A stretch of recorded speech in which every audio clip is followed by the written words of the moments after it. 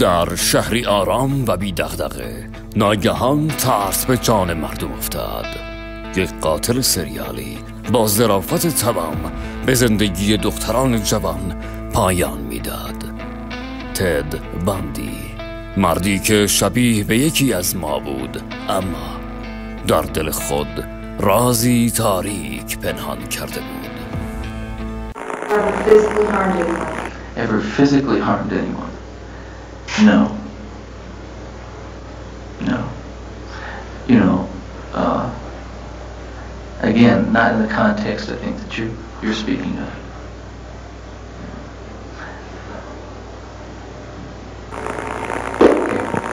مثل اکثر قاتلای سریالی دیگه، دوران کودکی تد باندی هم ریشه اصلی همه جنایت‌های هولناکی بود که اون تو آینده مرتکب شد. تدی در تاریخ 24 نوامبر 1946 در شهر برلینگتون و ایالت ورمونت آمریکا به دنیا اومد.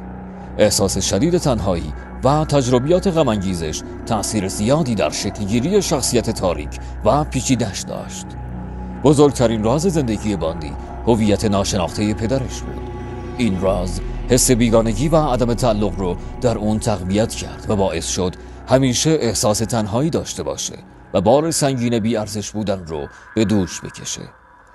رابطه باندی با مادرش لوئیز هم خیلی پیچیده و سرد بود. لوئیز اون رو به عنوان فرزند خواهرش معرفی کرد، چون تدی حاصله رابطه نامشروع بود و همین باعث شد سردرگمی و تردیدهای زیادی تو ذهن باندی شکل بگیره.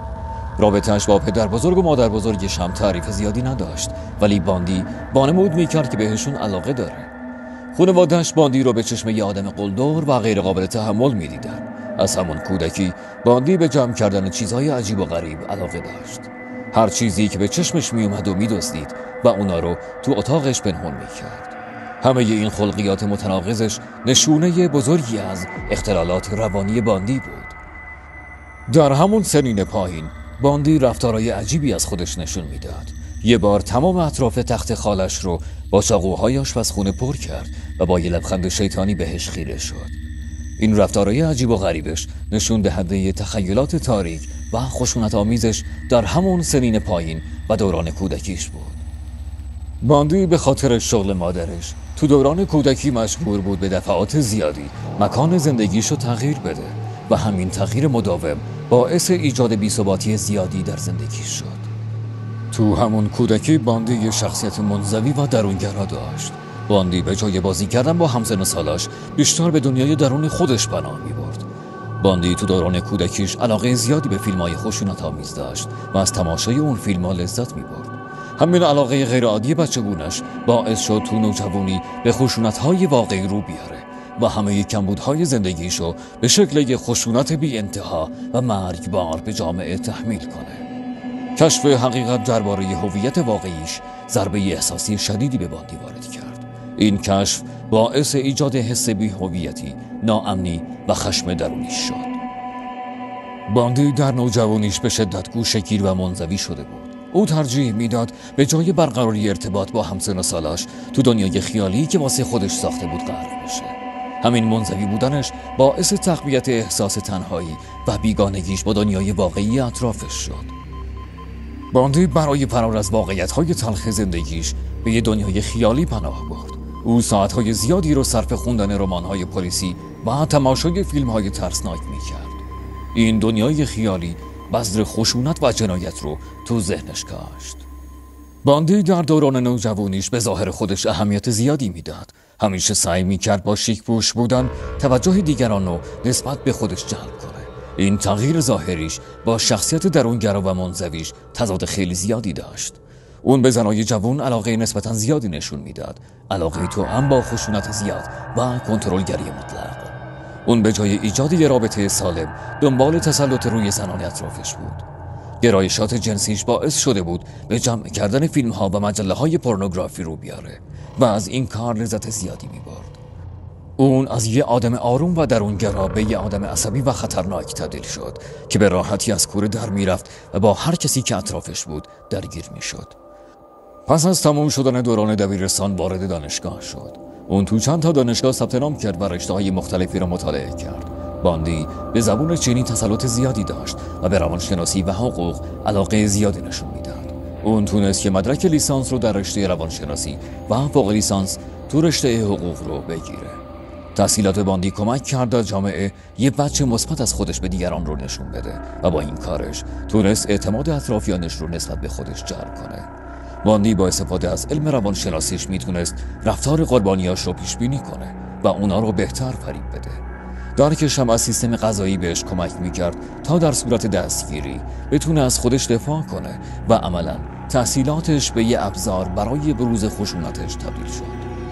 باندی اولین بار توی روز سرد زمستونی خودشو به عنوان یه دانشجو که برای جابجا کردن کتاباش به کمک احتیاج داشت به یه دختر جوون معرفی کرد و ازش خواست تا تو جابجا کردن کتابا کمکش کنه. باندی اون دختر رو به جای خلوت برد و اونو با یه دستمال آغشته به داروی بیهوشی از هوش برد. بعدش هم با استفاده از یک چکش ضربات مهلکی رو به سر دختر وارد کرد و مغزش رو متلاشی کرد و بعد از به قتل رسوندنش به جسدش چند بار تجاوز کرد. باقی مونده جسدش رو هم تیکه تیکه کرد و تو جاهای خلوت اطراف شهر دفن کرد. اون چند بار دیگه هم به سراغ جسدش رفت و بهش تجاوز کرد. این فقط یه نمونه از جنایت‌هاییه که تد باندی مرتکب شد. به مرور زمان شگرد کاراشو عوض می‌کرد و شیوه‌های مختلفی رو برای به قتل رسوندن قربانیاش به کار می‌برد. باندی بیشتر سعی می‌کرد با ابزارهای ساده و در دسترس مثل چکش، آچار و یا چوب‌های محکم برای قتلایی که انجام میداد استفاده کنه.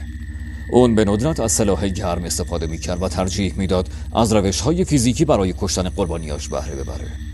باندی تو چند مورد هم قربانیاشو خفه کرده بود و حتی تو چند مورد دیگه هم اونا رو از ارتفاعات زیاد به سمت زمین پرت کرده بود. باندی اغلب زنای جوان و جذاب رو به عنوان تومه انتخاب می‌کرد. اون با ظاهر جذاب و رفتاری دوستانه اعتماد قربانیاشو جلب می‌کرد.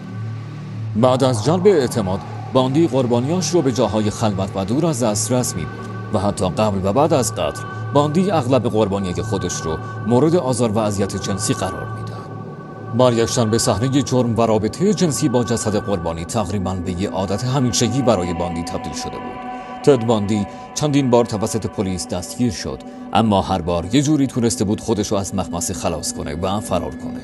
اولین بار در سال 1975 به دلیل رفتارهای مشکوکش در شهر یوتا بازداشت شد، اما چون پلیسا مدرکی علیهش پیدا نکردن آزادش کردن.